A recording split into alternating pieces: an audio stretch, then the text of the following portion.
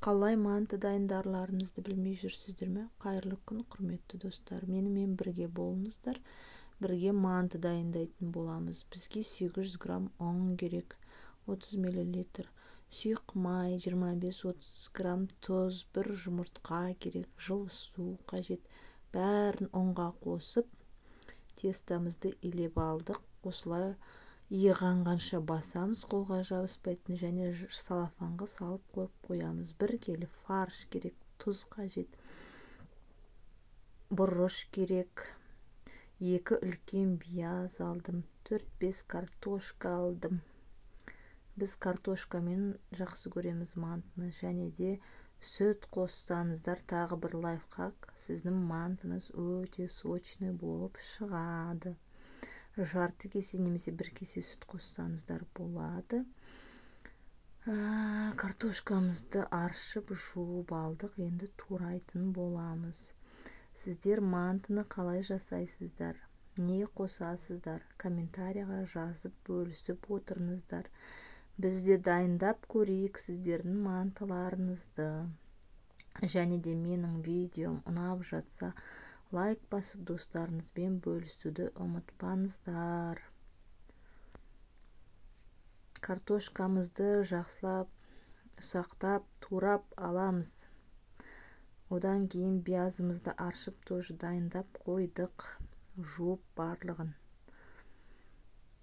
Осылай турап алғаннан кейін бәрін фаршқа қосатын боламын. Картошкамды турап алдым.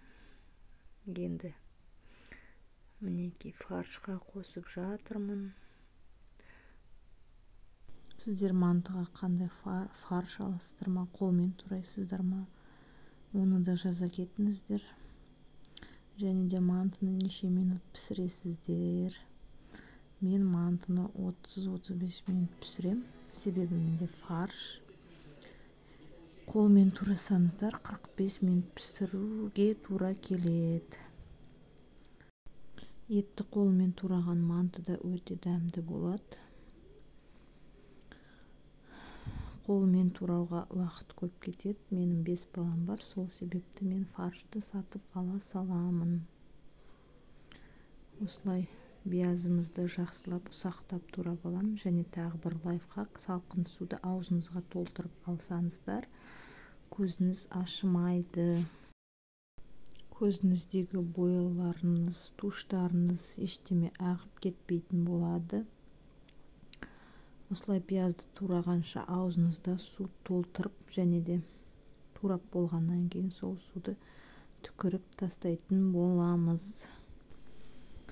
Және де мен мантыға бұрыштан басқа специялар қоспаймын.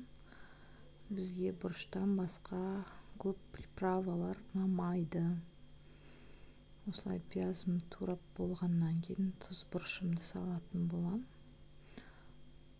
Тұздың ащылығына қарай, тұзымыз ащы болса, 1 ас қасық толтырмай, 1 ас қасық толтырып, әртүрлі тұздар болады. Міне пиязымды салып алдым. Бұрын сұйық май құятынмын мен.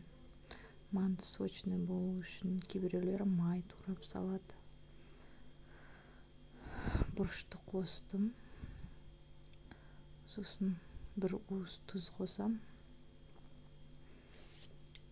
Тілмен дәмін көріп отырып, тұздарыңыздың дәмін келтіретін боласыздар. Осылай тұзымды қостым, және де жарты стакан сүт қосам. Лайфхак сіздерге.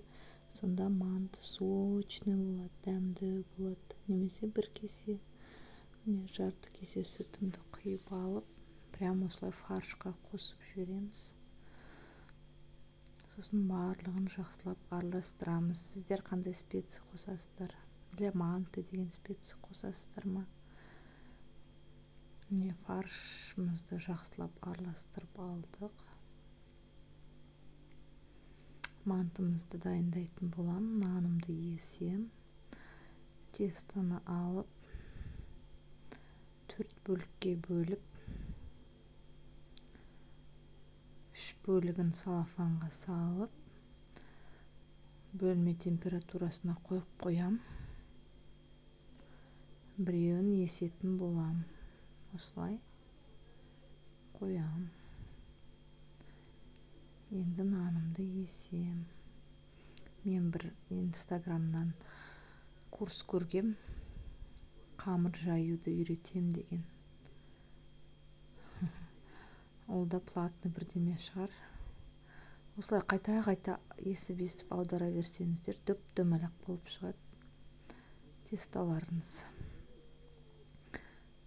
Бір жерді қайта баспай, осылай часто оқтауыңызды ауыстырып тұрасыздар, сонда дөп-дөмалақ болып шығады. Мантыға қатты жұқа қылып керегі жоқ, себебі тесіліп қалады.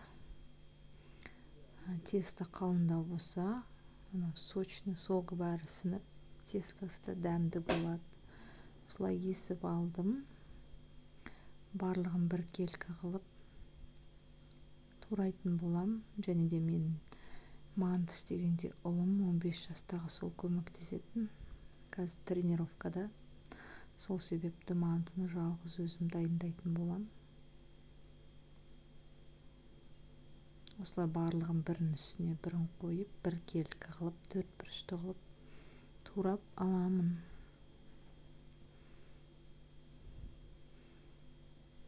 Сосын мантымды жасап, және бір лайфхак, мантываркаға май жақпай, пищевой пленка төсесеңіздер болады. Мен мантываркаға май жағам, еще каждый мантыны майға матырам. Олай әрине май көп кетеді, бірақ сонда да бізге солай ұнайды.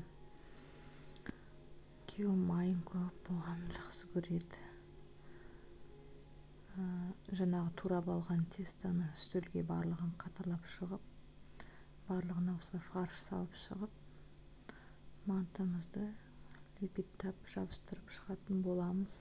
Және мантыварканың кастрюліне суды құйып аламыз, қайнатамыз. Қайнап жатқан судың үстіне дайын мантываркамызды мантысымен қоямыз. Ол 30-35 минут тұру керек. Ақырын қоймаймыз суды. Мантымыз міне дайын. Менімен бірге болғандарыңызға рахмет. Ас болсын.